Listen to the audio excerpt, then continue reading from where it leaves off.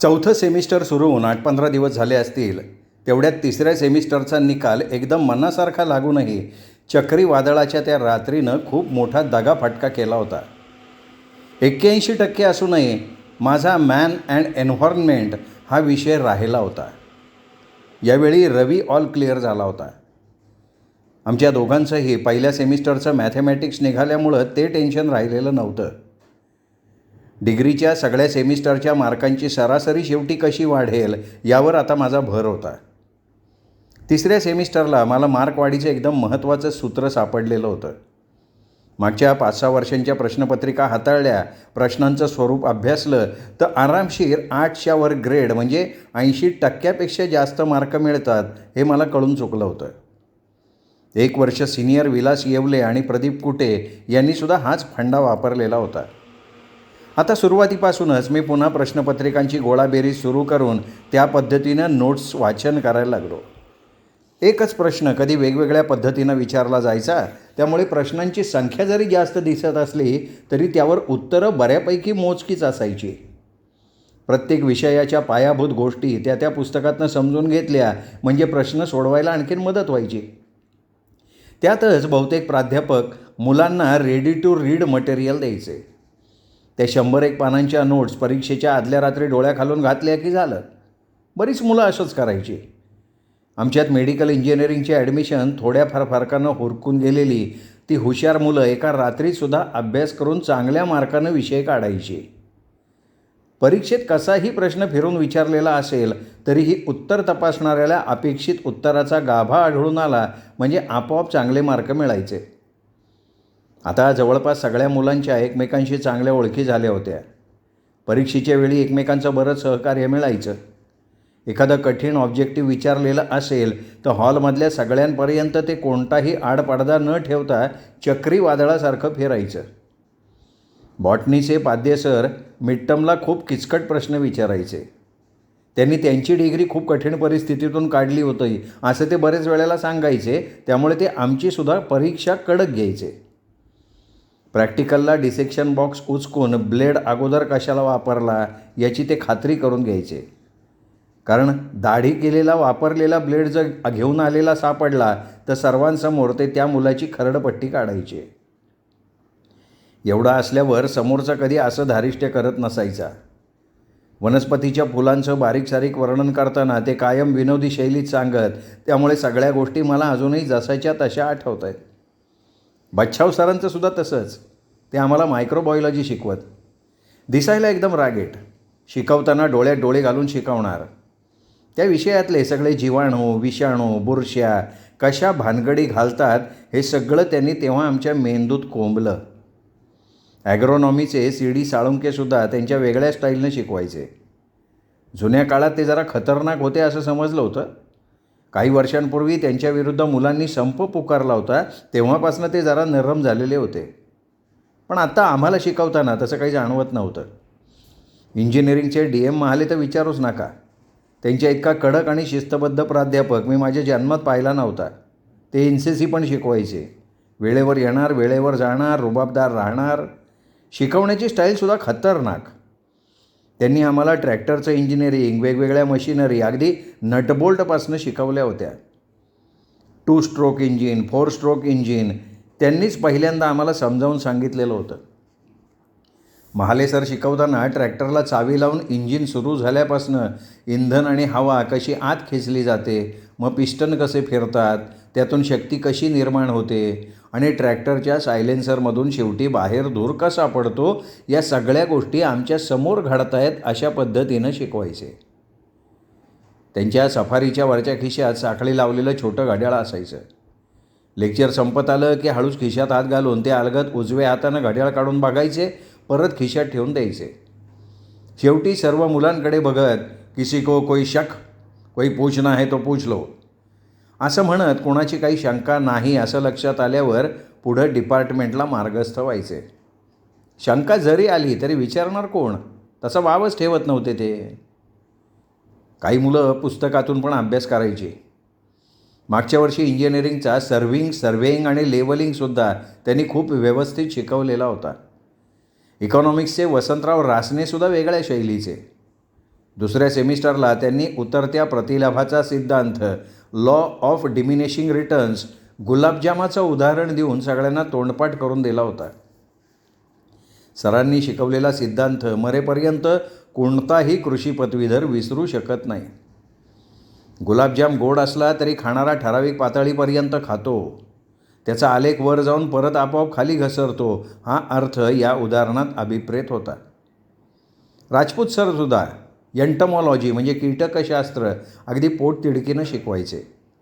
कोणता कीटक त्याच्या तोंडाच्या प्रकारावरनं पिकांना नुकसान कसा पोचवतो, आपण कृषी पदवीधर म्हणून त्याचं नियंत्रण कसं करायचं, हे बारीक सारीक आकृत्यातनं त्यांनी आम्हाला पटवून दिलेलं होतं. सगळे शिक्षक पोरांना मित्रासारखे वागवायचे, त्यामुळे आता कॉलेजच्या शिक्षणात मला चांगली रंगत यायला लागली. माझा अभ्यासही एकदम सुरळीत चालू होता. ठरल्याप्रमाणे मी मागच्या 9-10 प्रश्नपत्रिका गोळा करून माझा अभ्यास सुरू केला. यावर्षी मुलं स्पोर्ट्स वीकला पुण्याला जाऊन आली होती. रूम पार्टनर रव्या कबड्डी खेळायला गेला होता. त्याचा यावर्षी इंटर युनिव्हर्सिटीला नंबर लागेल असं वाटत होतं. मिडटर्म परीक्षा मागेच होऊन गेली होती. आता प्रॅक्टिकल मॅन्युअल कॉम्प्लिकेशन मी सुरू केलेलं होतं. त्याचबरोबर माझा थिअरीचा अभ्यास चालू होता. यावर्षी गॅदरिंगला प्रमुख पाहुणे म्हणून कृषी मंत्री राधाकृष्ण विखे पाटील आणि कृषी राज्यमंत्री हर्षवर्धन पाटील यांना बोलावण्यात आलं होतं. जिमखान्याच्या मागच्या बाजूला मोठा मंडप टाकून स्टेज बनवला होता. विखे पाटील याच महाविद्यालयात शिकलेले असल्यानं त्यांना सहयोगी अधिष्ठाता यांनी गॅदरिंगसाठी साकडं घातलं होतं. त्या दिवशी सकाळी धुळे जिल्ह्यात कुठेतरी कृषी विभागाचा मोठा कार्यक्रम होता आणि संध्याकाळी 4 वाजता त्यांनी आमच्या गॅदरिंगला वेळ दिलेली होती. प्रास्ताविकतामध्ये हे सगळं सरांनी आम्हाला सांगितलं. मंत्र्यांना इतक्या जवळून बघायची माझी पहिलीच वेळ. DM महाले आणि शिवाजीराव पोखरकर सरांनी आम्हाला प्रमुख पाहुणे येण्याअगोदर तुमची हॉस्टेलची नाटकं इथं करू नका, मंत्री येते, जर कोणी वात्रटपणा करताना सापडला तर बघा, असा सज्जड दमच भरला होता. अधूनमधून MN देसाईसुद्धा फिरत होते. DR पाटील सरांकडे सूत्रसंचालनाची जबाबदारी होती. मंत्री महोदय लवकर येत आहेत असं ते बऱ्याच वेळापासून सांगत होते. शेवटी मंडपाच्या मागच्या बाजूने फटाक्यांचा आवाज आला आणि सगळी मुलं तिकडं बघायला लागली. आम्ही सगळ्यांनी त्यांचं बराच वेळ टाळ्या वाजवून स्वागत केलं. मंत्री आपल्याच कॉलेजचे माजी विद्यार्थी असल्यामुळे मला खूप नवल वाटत होतं. आपण बी पुढं असंच फेमस होणार असं वाटायचं. प्रमुख पाहुणे व्यासपीठावर स्थानापन्न झाले. एकदम शांतता होती. आल्या आल्या समोर नजर फिरवत हर्षवर्धन पाटलांनी हळूच खिशातनं कांगवा काढत डोक्यावरनं फिरवला. सगळी पोरं ओरडायला लागली. स्वतः हर्षवर्धन पाटलांनाच हसू आलं, त्यामुळे सूत्रसंचालन करणारे पाटील मास्तर हसायला लागले. यथोचित सन्मान झाल्यावर विखे पाटलांनी त्यांच्या जुन्या आठवणींना उजाळा दिला. त्यांनी त्या काळात सायकलवर फिरून केलेलं कॉलेज आम्हाला सांगितलं होतं. खूप मजा आली त्या गॅदरिंगला. त्या रात्री अंथरुणात पडल्या पडल्या आपणही त्यांच्यासारखं सायकलवर फिरतो ना, का नाही आपलं त्यांच्या इतकं नाव होणार, असा विचार मनात येत होता. त्याचं काय सांगता येतं आहे भाऊ, कशाला एवढे इमले बांधतो आत्ता, त्यांच्या मागं पाठिंबा किती मोठा आहे, तुझ्या मागं तुझी सावली तरी आहे का. ह्या कुशीवरनं त्या कुशीवर होताना हे असे विचार मनात येत होते, पण उत्तर मिळायला फार त्रास झाला. होणारच ना, कारण ध्येय जितकं मोठं तितक्या अडचणी जास्त. काही का असे ना, त्या दिवशी गॅदरिंगमधनं मला खूप काही मिळालं होतं. मनानं काहीतरी मोठं होऊन जगायचा छंद धरला होता आणि त्या विचारात मी झोपी गेलो होतो. बेडी सरांनी मध्यंतरी MPSCच्या ॲग्रिकल्चरच्या नोट्स तयार केल्या होत्या. त्या 96च्या जाहिरातीत खूप चालल्या होत्या. त्या वाचून बरेचसे वर्ग 1, वर्ग 2 अधिकारी झालेले होते. सर आम्हाला कायम ती जुनी उदाहरणं देऊन त्या नोट्सचं महत्त्व पटवून द्यायचे. मी पण एक दिवस त्यांच्या ऑफिसात गेलो, नोट्स घेऊन टाकल्या. दुसऱ्या वर्षाला असूनही मी जानेवारीमध्ये राज्यसेवेची जाहिरात आली होती, तो फॉर्म भरला होता. पेपर सुट्टीच्या दिवशी मेमध्ये असल्यामुळे तो मी द्यायचं ठरवलं होतं. तशी जनरल नॉलेजची 1-2 पुस्तकं मी अधूनमधून वाचायला सुरुवात केली होती. बाहेर चहाच्या टपरीवर बसून बऱ्याचदा पेपरसुद्धा डोळ्या घालून जायचा. घरून येऊन बरेच दिवस झाले होते. तसं मी महिन्या 15 दिवसातनं एखादं पत्र घरी टाकून खुशाली देत असायचो. घरूनही कधीतरी दत्ता मला पत्र पाठवायचा. पत्रापेक्षा जास्त मी मनी ऑर्डरची वाट बघत असायचो. दुपारच्या वेळी आम्ही जेवण करून क्लबवरनं हॉस्टेलला पोचायचो तेव्हा हमखास पोस्टमन तिथे रिंगवर बसलेला असायचा. माझी आणि त्यांची चांगली ओळख झाली होती. बऱ्याच वेळा माझं काही काम नसलं तरी मी त्यांच्याजवळ जाऊन रामराम घालायचो. ते पोस्टमन एवढं गोड हसायचे की मनी ऑर्डर दिल्यानंतर हमखास त्यांना मुलं थोडीफार खुशाली द्यायचे. माझी मनी ऑर्डर आल्यावर मी त्यांना एकदम खुश करून टाकायचो.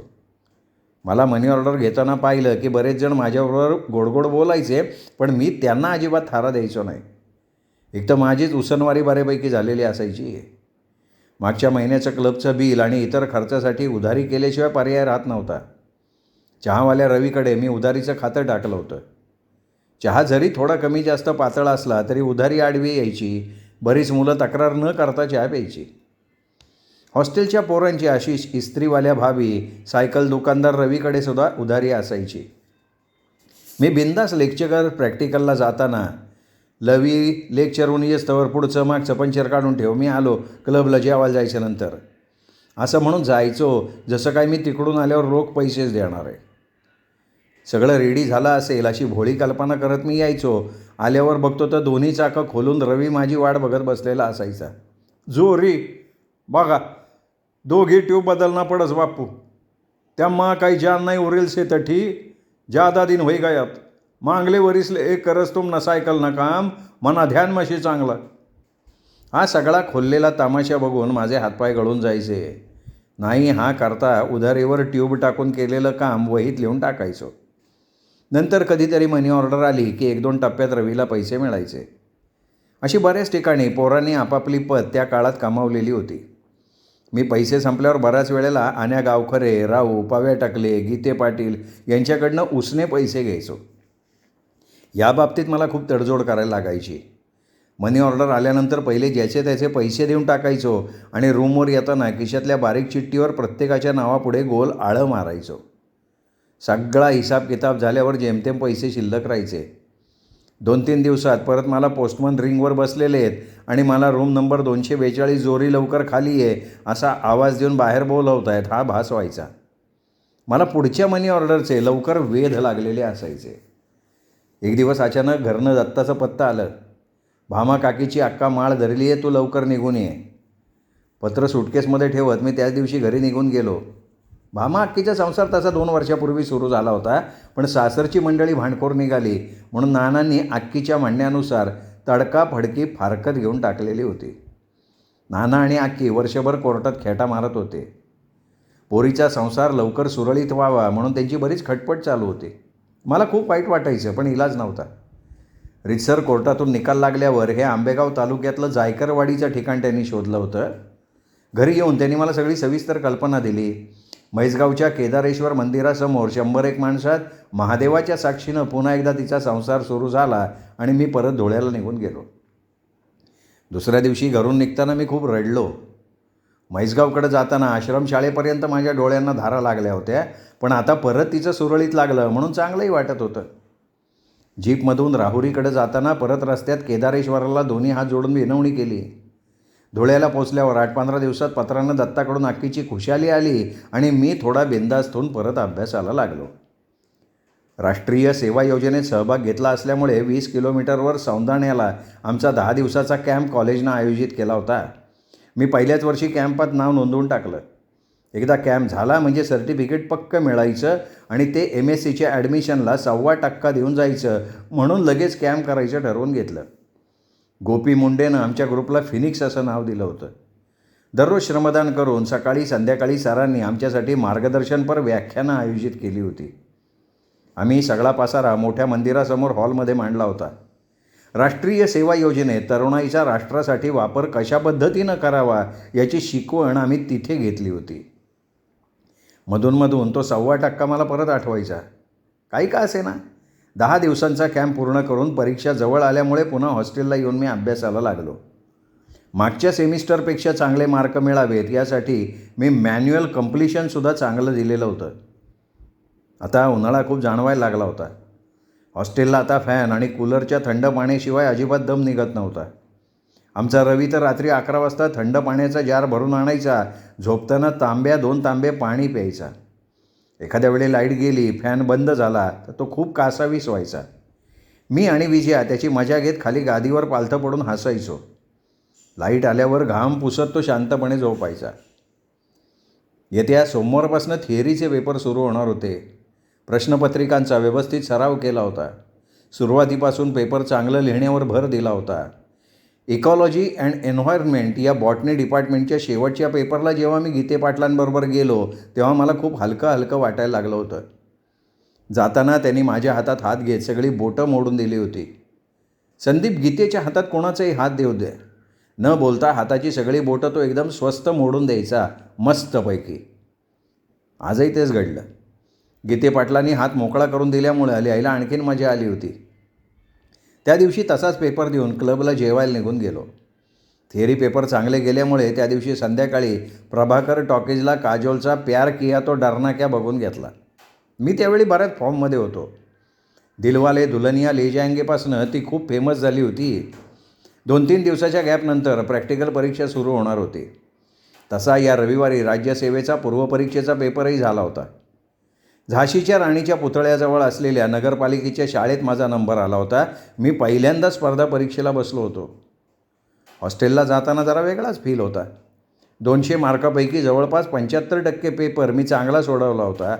तरी मी डिग्रीच्या दुसऱ्याच वर्षाला होतो. पुढे स्पर्धा परीक्षेच्या माहोलमध्ये आपण टिकू शकतो असा एक अंदाज येऊन गेला होता. 8 दिवसात प्रॅक्टिकल परीक्षा संपवली. मी खांब्याला जाण्यासाठी बॅग भरली. दुसऱ्या दिवशी सकाळी मी घरी निघून गेलो. डोक्यात मार्कांचा टप्पा जसा गाठायचं ठरवलं होतं तशी मी यशस्वी चढाई केल्यासारखं मला जाणवायला लागलं होतं. पण लगेच मनात मांडे खाऊन काही उपयोग नव्हता. किती मार्क मिळतील हे मला माहीत नव्हतं. पण माझं प्रत्येक पाऊल योग्य दिशेनं पडतं आहे हे माझं मन मला आतनं सांगत होतं. यंदा धुळ्याला चांगला पावसाळा चालू होता. पांझरा नदीला आत्तापर्यंत 2 वेळा चांगला पूर येऊन गेला होता. एकदा सहज फिरता फिरता मी पोरांबरोबर तिकडं नदीला जाऊन आलो होतो. हे माझं डिग्रीचं 5वं सेमिस्टर चालू झालं होतं. त्या दिवशी सकाळचं माझं प्रॅक्टिकल झालं म्हणून मी येताना रव्याच्या टपरीवर चहा घेतला. 3ऱ्या वर्षाला आल्यापासून मी चांगलीच दादागिरी करायला लागलो होतो. पहिल्या वर्षाच्या पोरांची इंट्रोडक्शन घेणं हा माझा छंद झाला होता. कधीकधी माझी पण गाडी घसरायची. एकदा असंच ज्युनियर पोरांची रँगिंग सदृश विचारपूस करताना गोहिल सरांनी मला बघितलं. त्यांनी लगेच माझं नाव हॉस्टेलच्या शोकेसमध्ये ब्लॅकलिस्टमध्ये घातलं. काल परवा विक्रम काजळे आणि त्याच्याबरोबरच्या पोरांनी सतीश गुंजाळ, गणेश डोंगरे, चंदू गवळी या पोरांची चांगलीच रँगिंग घेतली होती. सत्या आणि गण्या माझे क्लब मेंबर असल्यानं रडत रडत माझ्या रूमला आले. रात्रीचे 12 वाजून गेले होते. मला वाटलं थोडी वरवर झाली असेल पण जरा आतीच झालेली होती. माझं बी डोकं सरकलं आणि मी तिकडं जाऊन बरेच शिव्या आणि धिंगाणा घालून आलो होतो. आता सिनियर पोरंही माझ्या नादी लागत नव्हती. बऱ्याच भानगडीमध्ये मी इतरांच्या पुढे असायचो. पण त्याबरोबर माझा अभ्यासही सुरू होता. पण त्या काळ्या यादीतलं नाव बाहेर कसं काढायचं असा मी विचार करत होतो. त्याचवेळी रवीला आंघोळ करताना बाथरूममध्ये चांदीची अंगठी सापडली. त्यांनी मला ती लांबूनच दाखवली. लगेच माझी ट्यूब पेटली. आणि इकडं तुला नाही काय कळत, मी बरोबर करतो संध्याकाळी असं म्हणून त्याला माझा सगळा प्लॅन मी समजावून सांगितला. संध्याकाळी रेक्टर गोहिल सर हॉस्टेलच्या ऑफिसमध्ये बसले होते. मी परवानगी घेऊन आत गेलो. सरांची भरदार लांबलचक मिशांचा आकडा असलेली कडक मूर्ती बराच वेळ माझ्याकडे बघत राहिली. मी घाबरत घाबरत म्हणालो, सर मला ही अंगठी सापडली, कोणाची आहे कोणास ठाऊक. त्यांनी माझ्या नजरेला नजर भिडवत, जोरी हे धंदे कुठे शिकलास तू? जास्त शहाणपणा करशील ना रेस्टिकेट करून टाके ना. ते तुमच्यातलं नाटक तिकडं दाखवायचं. कशासाठी इकडे आलायस? मी तर तुला चांगला समजत होतो. चल निघ, ती अंगठी टेबलवर ठेव, बघतो मी कोणाची आहे. सरांनी सगळं ओळखून घेतलेलं होतं. तसं नाही सर, मी त्यांना सांगण्याचा बराच प्रयत्न केला पण त्यांनी काही ऐकून घेतलं नाही. तसाच रूमवर आलो. रवी माझी वाटच बघत होता. काय झालं रे पाटल्या? रवी मला पाटल्या म्हणून हाक मारायचा. माझा चेहरा बघून त्याला सगळं कळलं होतं. रव्या सगळा खेळ उलटा झाला. च्या आईला आपण बरोबर जजमेंट जुळवलं होतं पण निशाणा नाही बसला बरोबर. जाऊ दे, काय असेल ते असेल असं म्हणून मी त्या विषयावर बोलणं बंद करून टाकलं. असंच सकाळी सकाळी त्या दिवशी आम्ही प्रॅक्टिकलला गेलो पण प्रॅक्टिकल झालंच नाही. त्यामुळे परत हॉस्टेलला येत होतो. तेवढ्यात एक नवीन मुलगा सुटकेस आणि बॅग घेऊन उभा दिसला. मी लगेच त्या मुलाला बोलवत, काय रे फर्स्ट इयर का? ते सुद्धा हपकून गेलं होतं. तसं मोठं धाटं दिसत होतं. ॲडमिशनचा सीझन सुरू असल्यामुळे नवीन नवीन मुलं हॉस्टेलला येतच होती. माझ्याकडे बघून त्यांनी मी विलास भारमल JRA म्हणून आलो आहे जॉईनिंगला. बापरे, माझ्या तर तोंडचं पाणीच पळालं. मी एक 3rd इयरचा मुलगा ज्युनियर रिसर्च असिस्टंट म्हणजे JRA या पदावर सिलेक्ट झालेल्या मुलाला विचारतोय, तू 1st इयर का? माझे सगळे शब्द माघारी घेत, सॉरी बरं का सर, मला वाटलं नवीन ॲडमिशन दिसतंय, काही मनावर घेऊ नका, कुठलं गाव तुमचं? त्यांनी हळूच, मी संगमनेर जवळच्या अकोले तालुक्याचा. अरे बापरे, मी पण संगमनेरचा, चला रूमवर पहिल्यांदा मग बोलू, असं म्हणून त्यांना फ्रेश व्हायला बाथरूमकडे पाठवून दिलं. रूमवर असलेले मला धाक दाखवायला लागले. जोरे, आता तुझं काही खरं नाही, हेच आता मास्तर आले ना तर प्रॅक्टिकलला एखाद्या तुझी चांगली मारणार ते. अरे एवढ्या मोठ्या माणसाला तू म्हणाला कसा 1st इयरला का म्हणून? मी पण नंतर विचार करायला लागलो, पण आता घडलेली गोष्ट घडून गेली होती. नंतर भारमल सर आमच्याच रूमवर राहायला लागले. आम्ही त्यांना आमच्याच साई क्लबला जेवायला घातलं. नंतर बऱ्याच वेळेला त्या हॉस्टेलसमोरच्या प्रसंगाची आठवण आली की मी रव्या विजया सरांकडे बघून थट्टा मस्करी करत म्हणायचो, काय मास्तर 1st इयर का? नंतर आम्ही पोट धरू धरू सगळ्या हसायचो.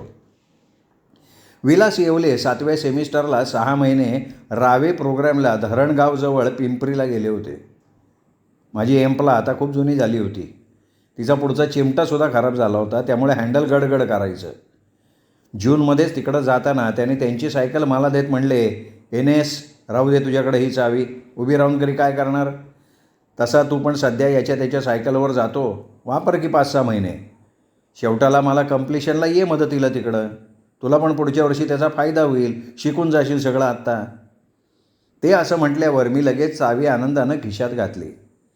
ते तेव्हा कॉलेजच्या बसमधनं पिंपरीला निघाले. मी तसा सायकल स्टँडला गेलो. माझी एम्प्ला व्यवस्थित कोपऱ्यात हँडल दोन्ही हुकमध्ये अडकवून लावून टाकले.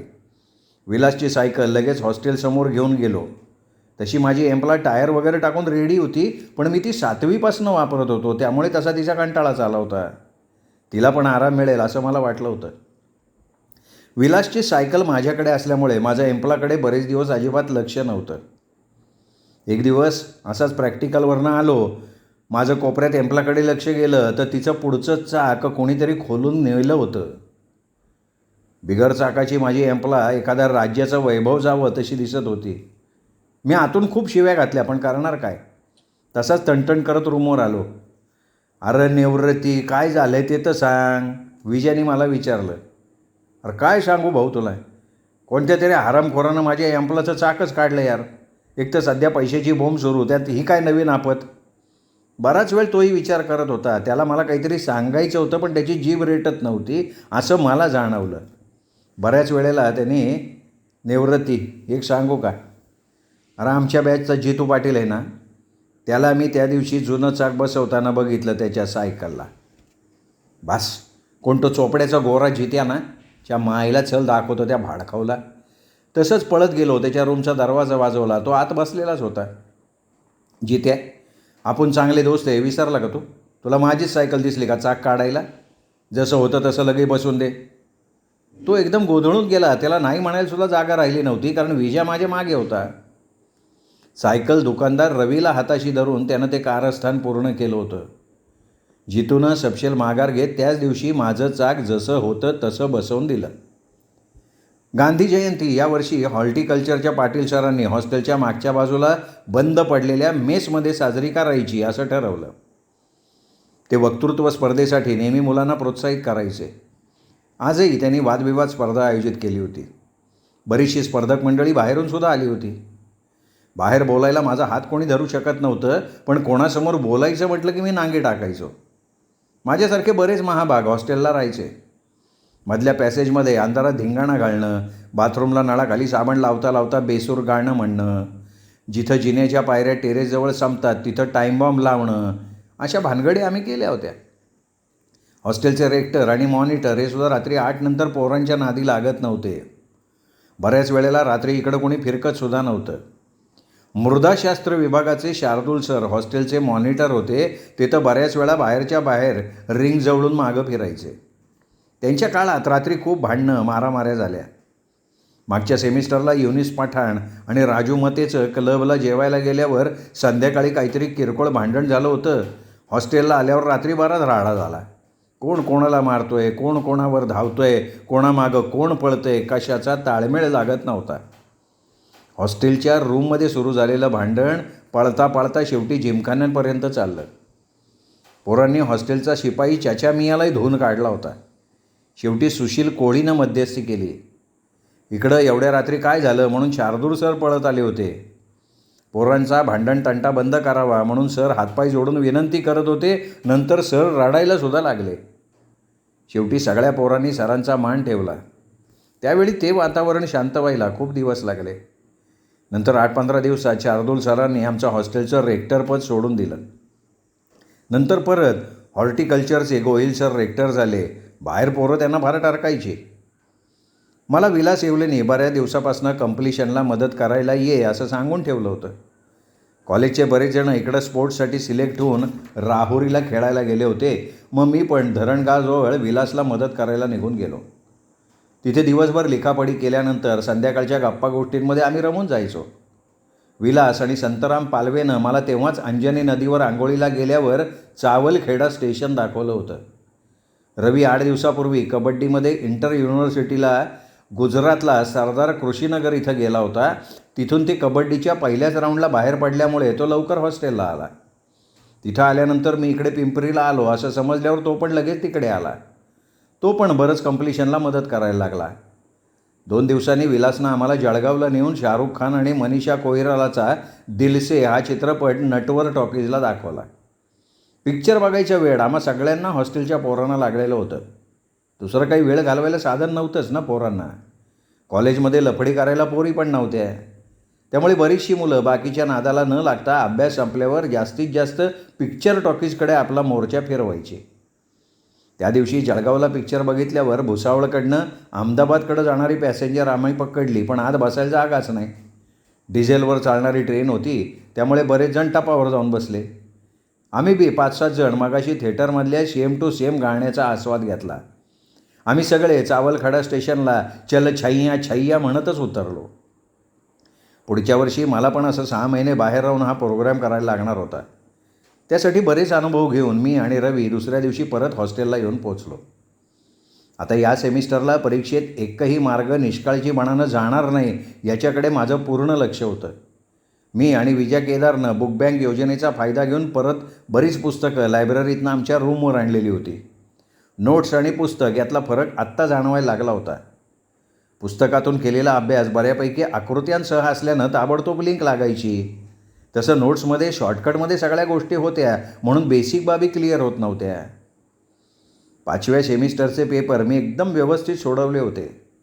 मागच्या 3ऱ्या सेमिस्टरचा राहिलेला मॅन अँड एन्व्हायरमेंटचा पेपरसुद्धा चांगला लिहिलेला होता. 2 दिवस गॅपनंतर पुढच्या आठवड्यात प्रॅक्टिकल पेपरसुद्धा देऊन मी मोकळा झालो. 2 दिवसापूर्वी घरून पत्र आलं होतं, मोठ्या बाबाची पुढच्या आठवड्यात जत्रा आहे, सवड असेल तर उभार येऊन जा. मलाही घरची खूप आठवण येत होती. खिसा खाली झालेला असल्यामुळे घरची आठवण येणं साहजिक होतं. पुढच्या सेमिस्टरच्या रजिस्ट्रेशनला अजून 15 दिवस अवधी असल्यानं मी सरळ घरचा रस्ता धरला. बऱ्याच वर्षांपासून मोठ्या बाबाच्या जत्रेला आलो नव्हतो, त्यामुळे माझ्या डोक्यात आता नुसती गावची जत्रा खेळत होती. इकडं सगळे पेपर चांगले गेल्यामुळे मी ठरवलेला अगदी उंच असा तो टप्पा मला गाठल्यासारखं मनोमन वाटत होतं. श्रोते हो, तडजोड या कादंबरीचं हे प्रकरण इथेच संपलं. पुढचं प्रकरण ऐकण्यासाठी उद्या भेटूयात साहित्य पंढरी या कथाकथन चॅनलवर. तोपर्यंत नमस्कार.